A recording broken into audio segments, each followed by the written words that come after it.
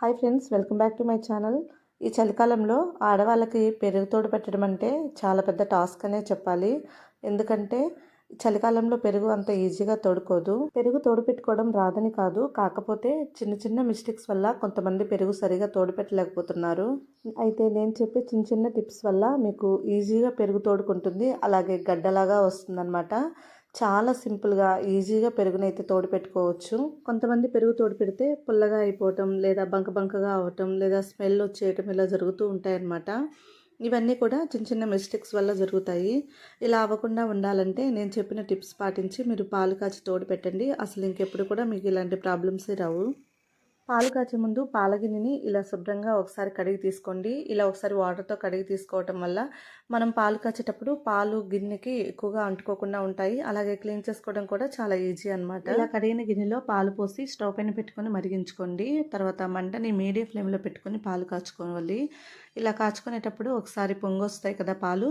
ఇలా పొంగొచ్చినప్పుడు ఒక స్పూన్ తీసుకొని ఈ పాలు మేగడంతా కూడా లోపలికి ఇలా ఒకసారి కలయబెట్టండి. ఇలా కలయబెడితే మేగడ అనేది పైకి పొంగిపోకుండా మనకి పాలల్లో ఉండిపోతుంది. తర్వాత ఈ స్పూన్ని అలాగే పాలల్లో వదిలేయండి. ఇలా పాలల్లో స్పూన్ పెడితే మనకి పాలు మరిగేటప్పుడు పాలు పొంగిపోకుండా ఉంటాయి.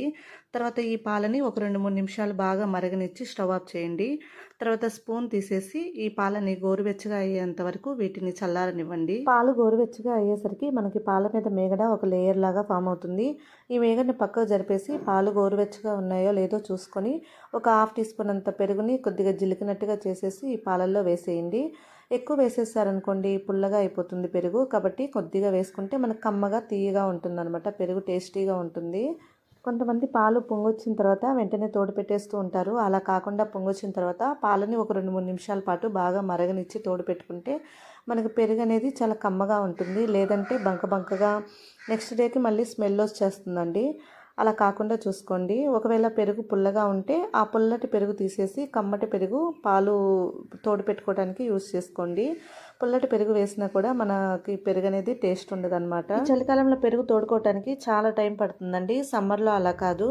కాకపోతే ఈ పెరుగు తొందరగా పేరుకోవాలంటే ఈ చిన్న చిట్కాని పాటించండి. ఒక ఎండుమిరపకాయ తీసుకొని, ఎండుమిరపకాయ మొత్తం కూడా మీరు వేయలేమో అనుకుంటే ఒక చిన్న సగం ముక్క తీసుకోండి. ఈ చిన్న ముక్కని గింజలు తీసేసి మనము ఈ పాలల్లో వేసుకోవాలండి. పాలల్లో వేసేసి మూత పెట్టేసి మనము తోడు పెట్టేసుకున్నాం అనుకోండి, మనకి పెరుగు అనేది ఈజీగా తోడుకుంటుంది. చలికాలంలో పెరుగు త్వరగా తోడుకోవాలంటే ఈ టిప్స్ని ఖచ్చితంగా పాటించండి. ఒక ఫ్లోర్ పైన క్లాత్ పెట్టేసి ఆ క్లాత్ పైన మనము తోడు పెట్టిన గిన్నె పెట్టేసి దానిపైన మరో క్లాత్ కప్పేయండి.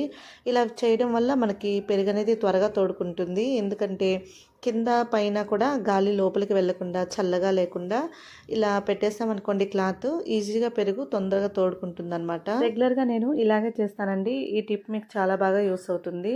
ఒక హాట్ బాక్స్ తీసుకోండి, లేదా ఒక స్టీల్ బాక్స్ అయినా పర్వాలేదు. అందులో మనం తోడు పెట్టిన పెరుగు గిన్నెని పెట్టుకొని మూత పెట్టేసేయండి. హాట్ బాక్స్ మూత టైట్గా ఉంటే ఓకే, టైట్గా లేకపోతే ఒక క్లాత్ కప్పేసేయండి. ఇలా చేసామనుకోండి మనకి పెరుగు చాలా చక్కగా తోడుకుంటుంది. నేను చెప్పిన టిప్స్ పాటించి మీరు పెరుగు తోడు పెట్టండి. మీకు పెరుగు గడ్డగా కమ్మగా చాలా టేస్టీగా వస్తుందండి. అంతేకాకుండా మేగడ కూడా చాలా వస్తుంది. ఈ మేగడతో మీరు నెయ్యి కూడా చేసుకోవచ్చు. ఇక్కడ చూసారా, నేను గిన్నెని అటు ఇటు తిప్పినా కూడా పెరుగు అస్సలు లూజ్ అవ్వలేదు, గడ్డలాగా ఉంది. చాలా టేస్టీగా ఉంటుంది పెరుగు. గిన్నెలు ఎక్కువ వాడకుండా, మిక్సీ జార్ లేకుండా నేను నెయ్యిని ఎలా ప్రిపేర్ చేసుకోవాలో మన ఛానల్లో వీడియో అప్లోడ్ చేశాను. దాని లింక్ని కింద డిస్క్రిప్షన్ బాక్స్లో ఇస్తాను, ఒకసారి చూడండి. ఈ వీడియో నచ్చితే తప్పకుండా లైక్ చేయండి, షేర్ చేయండి, కామెంట్ చేయండి.